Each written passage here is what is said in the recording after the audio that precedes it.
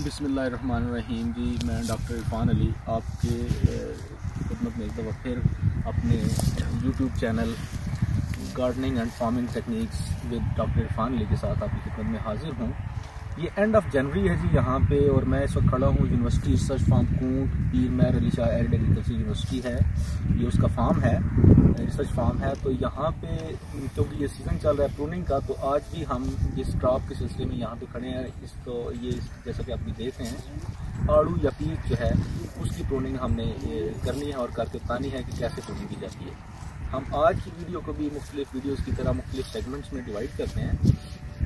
सबसे पहले ये कि आड़ू की जो प्रूनिंग है वो क्यों ज़रूरी है, सेकेंडली ये कि इसका टाइम कौन सा है, थर्डली ये कि ये कैसे की जाती है। तो पहले मैं आपको बताता हूँ कि आड़ू की प्रूनिंग जो है वो क्यों ज़रूरी है। पहले भी वीडियोस में हम प्रूनिंग के ऊपर मुख्तलिफ वीडियोस बनाते रहे हैं, तो उसमें भी हम बार बार ये डिस्कस करते थे कि फलदार पौधे में फल लेने के लिए, अच्छी क्वालिटी का फल लेने के लिए प्रूनिंग जो है वो बहुत ज़्यादा ज़रूरी है। सेकेंडली आड़ू के केस में जो है वो इस तरह से भी होता है कि हम इसको एक सर्टन हाइट पे रखते हैं, यानी कि अमूमन हम जो है वो इसको तकरीबन 7 से 8 फुट तक हाइट तक इसको मेंटेन करते हैं, और इसी हाइट के अंदर रहते हुए हम इसमें सारी प्रैक्टिस करते हैं। उससे न सिर्फ ये कि फर्दर प्रैक्टिस भी आसान हो जाती हैं, बल्कि फल की हार्वेस्टिंग भी आसान हो जाती है, और फल जो है वो ज़ाया होने से बच जाता है। मैं ये जिस पौधे के पास खड़ा हूँ, ये एक्चुअली एक निगलेक्टेड किस्म का प्लांट है जिसकी पहले प्रूनिंग जो है वो नहीं की गई। तो मैं आपको start right from the basic जो है वो आपको स्टार्ट में बताते हैं कि इसको सबसे पहले जब हम पौधा लगाते हैं तो उस वक्त क्या करना चाहिए, फिर उसके बाद क्या करना चाहिए। अगरचे कि इस पौधे में तो ऐसा नहीं है, लेकिन बाकी किसान दोस्तों को या बागबानों को मैं ये बताना चाहता हूँ कि अगर वो प्लांट लगाते हैं तो लगाते समय ही, ये लगाते वक्त ही उसको कैसे जो है वो प्रून करें, ताकि फर्दर फ्यूचर में जाके उनको प्रॉब्लम कम से कम आए। सबसे पहले जब आप एक साला पौधा जब लगाते हैं तो उसको अमूमन 24 फीट या नी हाइट आप समझ लें कि ये घुटने की जो आपकी हाइट है, यहाँ से उसको काट दें। अगर आपका पौधा आप नर्सरी से लेके आते हैं और उसमें उसके साइड इतराफी ब्रांचें नहीं, अमूमन ये होता है कि जब आप नर्सरी से पौधा लेके आते हैं तो वो सीधा पौधा ऊपर की तरफ खड़ा होता है, तो उसमें आप उसको एक घुटने की हाइट पे काट दें। घुटने की हाइट पे काटने से क्या होगा कि उसकी इतराफी, उस जिस जगह से आपने काटा है वहां से थोड़ी सी नीचे उसकी इतराफी शाखें बनेंगी।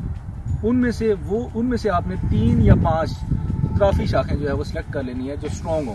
उनको हम कहते हैं स्कैफोल्ड ब्रांचेस, इंग्लिश में उनको स्कैफोल्ड ब्रांचेस कहा जाता है। और ऐसी ब्रांचेस आपने सिलेक्ट करनी है जो एक दूसरे के ऑपोजिट एंगल्स में हों, यानी वो एक दूसरे के ऊपर शेड ना कर रही हों।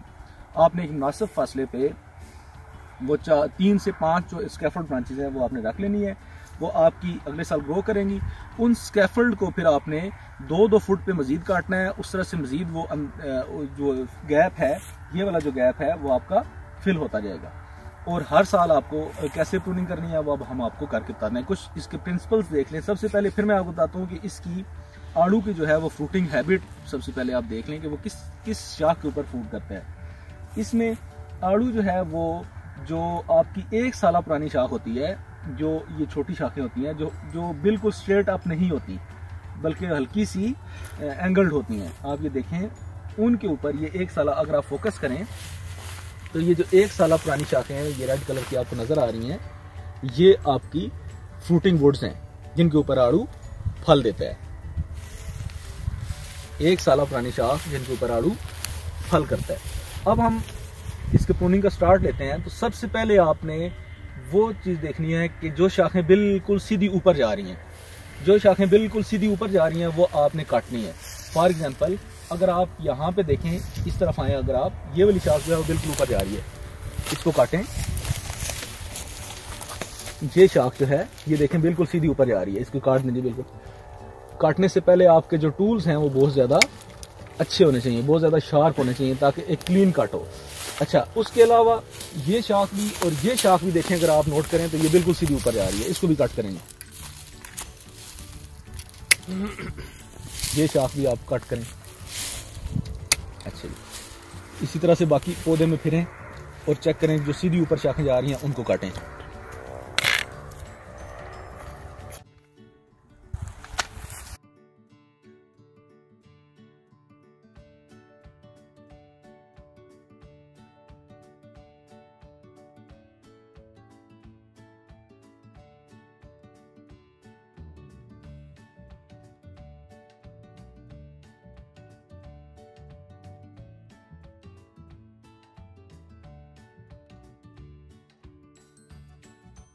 अच्छा, कोई भी शाख जो आपके सेंटर में ग्रो कर रही है, कनोपी के सेंटर में ग्रो कर रही है, ये जिस तरह ये बड़ी शाखें हैं, ये तीनों आपको निकालनी पड़ेंगी। निकालेंगे।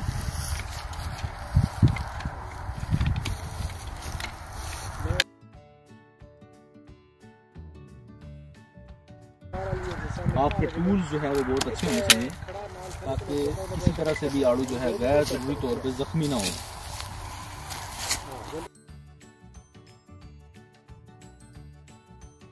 शार्प काट लगाना चाहिए ताकि वो ज़्यादा उसमें प्रॉब्लम्स ना आए। बिल्कुल इसको बेस से काटना है, नीचे से इस तरफ से आ जाए।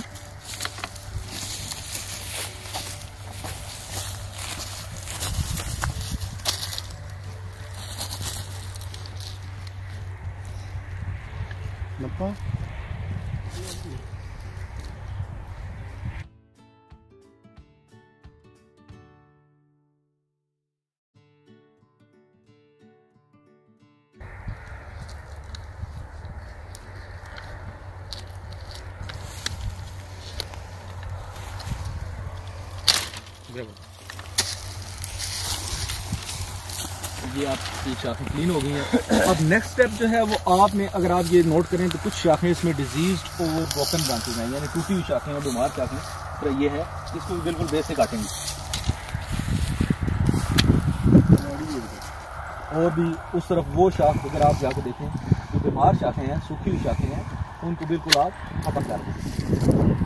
ये बीमार और सूखी शाखें बुनियादी तौर पे आपकी कैनोपी मैनेजमेंट ना होने की वजह से होती हैं, यानी उनके गैर जरूरी जब साया पड़ता है तो वो शाखें आहिस्ता आहिस्ता मरना शुरू हो जाती है।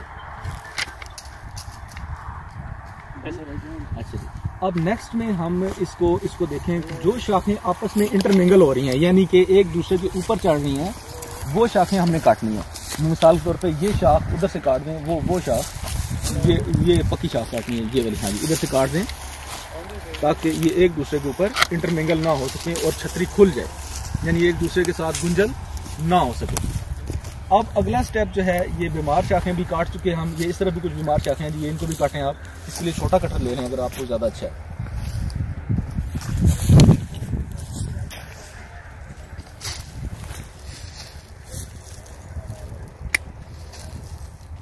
वेरी गुड, ये आप काटें।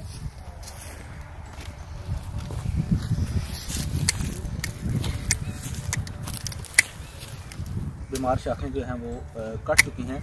अब हम इसकी अंदर की तरफ जो शाखें हैं उनको भी काटेंगे, और ये जो अंदर की तरफ शाखें, गैर जरूरी शाखें हैं जो बिल्कुल अंदर की तरफ आ रही हैं, यानी ये जो अंदर की तरफ, ये देखें, ये छतरी के अंदर की तरफ आ रही है, इसको भी काटें। ये छतरी के अंदर की तरफ आ रही है, इसको भी काटें। हाँ, ये इधर से भी काटें, ये भी काटें, यही वेरी गुड, ये भी काटें, ये भी काटें, नीचे वाले भी, ये भी काटें। अच्छा, ये भी छतरी के अंदर की तरफ आ रही है, इसको भी काटें। और ये देखें आप, ये भी छतरी के अंदर की तरफ आ रही है। अंदर से जब तक ये साफ नहीं होगा तो लाइट की पेनिट्रेशन प्लस आपकी जो मैनेजमेंट प्रैक्टिस हैं वो मुश्किल होंगी। ये शाख जो है ये भी अंदर की तरफ आ रही है, ये देखें जी, इसको काटें। अच्छा, अब ये शाख जो है ये इसके साथ ये वाली शाख काटें, ये बिल्कुल ये काटें, ये इंटरमिंगल कर रही है, ये वाली शाख काटें। अच्छा, ये शाख इसको काटें, देखें एक दूसरे के ऊपर चढ़ी हुई है। अच्छा जी, अब अगर आप देखें तो काफ़ी हद तक आपको सूरत हाल जो है वो वाज़ेह होनी चाहिए। आप ये वाली शाख काटें, ये जो बड़ी शाख है ये इसके ऊपर चढ़ रही है जी। अच्छा जी, अब आप जो है ये काफ़ी हद तक क्लियर हो गया है। अब इतराफी ब्रांचेस में जो अब मिसाल के तौर पे ये वाली शाख है, इधर आ जाए, ये जो शाख है इसमें से ये वाली काटें,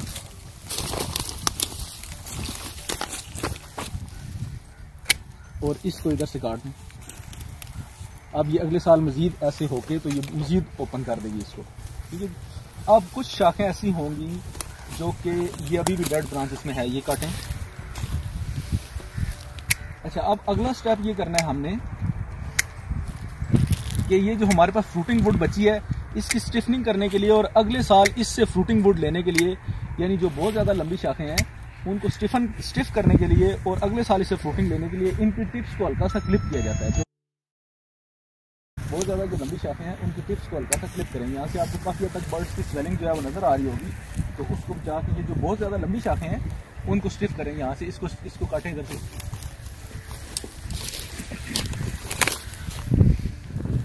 इधर से ये भी इसी तरह से हैं जी। जब आप इनको एक दफ़ा वो नीचे भी है सारी आपको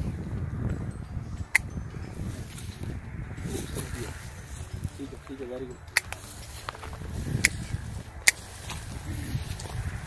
अगले साल इन पे इस फ्रूटिंग वुड भी नतीजा हमें मिलेगी, प्लस ये फ्रूट के लगने की वजह से ये नीचे भी नहीं गिरेंगे।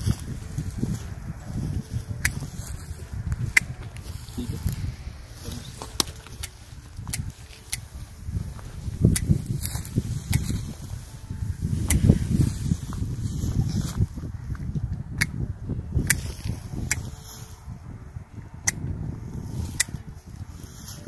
ये दो शाखें जो हैं ये कैनोपी के अंदर आ रही हैं, तो इनको काट देना चाहिए।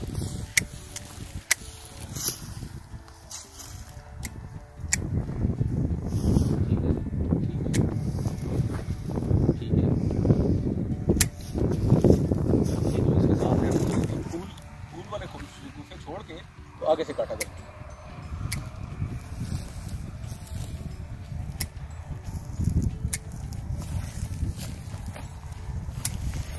कुछ हमारे किसान दोस्त जो है वो फलदार पौधों की कटाई से थोड़ा डरते हैं, उनको ये चीज़ क्लियर होनी चाहिए कि वो उनको अच्छी कटाई से फल कम नहीं होगा, बल्कि इंशाल्लाह आप देखेंगे कि उसकी क्वालिटी और उसकी प्रोडक्शन बेहतर होगी पहले के निस्बत।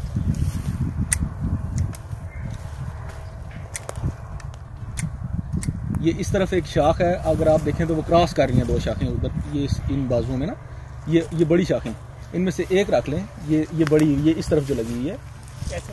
हाँ ये भी है, इनको हाँ इसको काट दें। ठीक है, क्रॉसिंग नहीं होनी चाहिए, ठीक है जी, ताकि ओपन हो।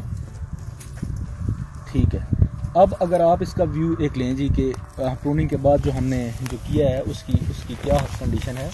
अब आपके पौधे की जो हाइट है वो भी मेंटेन हो गई है, और प्लस जो है उसके इनफ फ्रूटिंग वुड है इंशाल्लाह कि जिसमें ये 50-60 kg तक बड़े अच्छे क्वालिटी का जो फल है वो इंशाल्लाह ये उठाएगा।